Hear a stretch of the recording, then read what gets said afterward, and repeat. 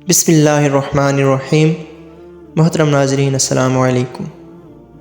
ناظرین، نوجوان طالب علم ابراہیم حلالی نے حلب کے سرسبز کھیتوں اور ہرے بھرے باغوں، شفاف چشموں اور بہتی ہوئی آبشاروں، خوشنما ندیوں اور وسیع و عریض سبززاروں، پیارے ماں باپ اور عزیز بہن بھائیوں کو چھوڑا اور حصول علم کی غرض سے مصر کے دریاؤں اور صحراؤں کو عبور کرنا شروع کر دیا۔ یہ 1200 صدی ہجری کی بات ہے۔ اس دور میں جامعہ اسلامیہ مدینہ المنورہ اور جامعہ ام القریٰ مکہ مکرمہ جیسی یونیورسٹیاں وجود میں نہ آئی تھیں، اور طلباء کو حصول علم کی خاطر مصر کی جامعہ الازہر میں داخلہ لینا پڑتا تھا۔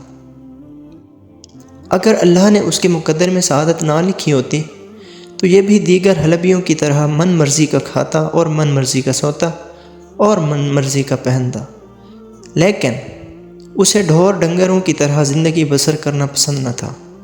یہ سمجھتا تھا کہ علم زندگی ہے اور جہالت موت، اور نامور انسانوں کی طرح چند سال زندہ رہنا گمنام انسانوں کی طرح صدیوں زندہ رہنے سے بہتر ہے، کیونکہ علم والے مر جانے کے باوجود صدیوں سے زندہ ہیں اور بے علم زندہ ہونے کے باوجود مردوں کی طرح گمنام پھرتے ہیں۔ ان کے دل میں صرف دنیاوی علم کے حصول کی خواہش نہ تھی، بلکہ اس علم کے حصول کی خواہش تھی جو انہیں صراط مستقیم پر گامزن کر کے جنت میں پہنچا دے۔ اس مقصد کے لیے اسے خالصتاً دینی یونیورسٹی میں داخلہ لینا چاہیے تھا، لیکن اس وقت کوئی ایسی یونیورسٹی وجود میں نہ آئی تھی جہاں یہ داخلہ لے لیتے۔ مجبوراً یہ قاہرہ چلے گئے اور حصول علم میں منہمک ہو گئے، اور عرصہ دراز تک مختلف شیوخ سے استفادہ کرتے رہے۔ ایک سال ان پر ایسا گزرا کہ ان کا ہاتھ تنگ ہو گیا، اور ان کے پاس کھانے پینے اور نیا لباس خریدنے کے لیے پیسہ نہ تھا، اور یہ ساتھیوں سے قرض لے کر گزارا کرتے رہے اور حصول علم میں مشغول رہے، تاکہ ان کا حال اب تر ہو گیا اور یہ نانو جویں کو ترسنے لگے۔ بائیں ہمہ ان کی غیرت مند طبیعت کسی کے سامنے دست سوال دراز کرنے نہ دیتی۔ ایک روز ایسا ہوا کہ آپ ناقابل برداشت بھوک کے سامنے بے بس ہو گئے اور پیٹ کی آگ بجھانے کے لیے قاہرہ کی کسی گلی میں داخل ہو گئے، تاکہ کسی خدا ترس انسان کو مل کر اس سے چند لقمے حاصل کریں اور بھوک مٹا لیں۔ اسی دوران اسی گلی میں ایک گھر کا دروازہ کھلا ہوا نظر آیا۔ انہیں اس گھر سے کھانے کی خوشبو آئی تو یہ اس گھر میں داخل ہو گئے اور چاروں طرف نگاہ دوڑانے لگے کہ شاید کوئی فرد خانہ مل جائے اور اسے کھانا طلب کر سکیں، لیکن انہیں وہاں کوئی انسان نظر نہ آیا۔ یہ صحن کے کونے میں واقع کچن میں داخل ہو گئے۔ وہاں تیار شدہ لذیذ کھانا پڑا تھا۔ انہوں نے چمچ اٹھایا اور کھانے میں ڈبو دیا۔ جب اسے بھر کر منہ کے قریب لائے تو اللہ کا خوف غالب آ گیا، اور انہوں نے بغیر اجازت اٹھایا ہوا لقمہ واپس رکھ دیا اور بھوکے پیاسے باہر نکل آئے اور واپس یونیورسٹی میں داخل ہو گئے اور اپنے کمرے میں جا کر بیٹھ گئے۔ ابھی وہاں چند منٹ بیٹھے ہی تھے کہ دو آدمی اندر آئے۔ ان میں سے ایک شخص ان کا شیخ تھا اور دوسرا شخص ایک اجنبی انسان تھا۔ ان کے شیخ نے آتے ہی یہ بات کہی کہ اے ابراہیم، یہ تعلیم یافتہ شخص ہے اور یہ اپنی بیٹی کے لیے رشتہ تلاش کر رہا ہے۔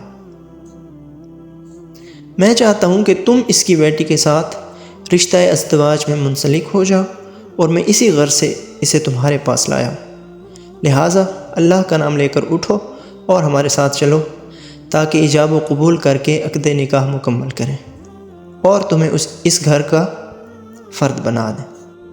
ابراہیم حلالی اپنے شیخ کے ارشاد کی تعمیل میں اٹھے اور ان کے ساتھ چل دیے، اور اسی گھر میں داخل ہو گئے جس میں وہ کھانا دیکھ کر اور اس میں چمچ ڈبو کر آئے تھے۔ جب عقد نکاح مکمل ہوا تو اس لڑکی کے والد نے کچن سے کھانا لا کر سامنے رکھ دیا۔ ابراہیم حلالی یہ دیکھ کر حیران رہ گئے کہ سبحان اللہ، یہ وہی کھانا ہے جس سے میں نے چمچ بھرا تھا، اور پھر اس لیے واپس رکھ دیا تھا کہ کسی کا کھانا اس کی اجازت کے بغیر تناول کرنا حلال نہیں، اور جب میں نے اللہ کے خوف سے ناجائز لقمہ چھوڑ دیا تو اس نے اپنے فضل سے مجھے اس گھر کا محترم داماد بنا دیا اور حلال طریقے سے وہی کھانا میرے سامنے رکھوا دیا۔ سبحان اللہ۔ چنانچہ تکمیل تعلیم کے بعد ابراہیم حلالی اپنی اس بیوی کو حلب میں لے آئے اور وہ ان کے نیک پیٹوں کی نیک ماں ثابت ہوئیں۔ واہ! تو ناظرین، بے شک رزق حلال کی برکت ہوتی ہے، اور اسی طرح رزق حرام کے بھی کنسیکوینسز ہوتے ہیں۔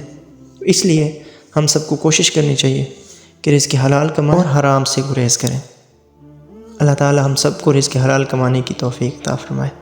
آمین ثم آمین۔ اگر ویڈیو اچھی لگی ہے تو لائک اور چینل کو سبسکرائب کر دیں۔ تھینک یو سو مچ۔ ملتے ہیں انشاءاللہ اگلی ویڈیو میں، تب تک کے لیے اللہ حافظ ناصر۔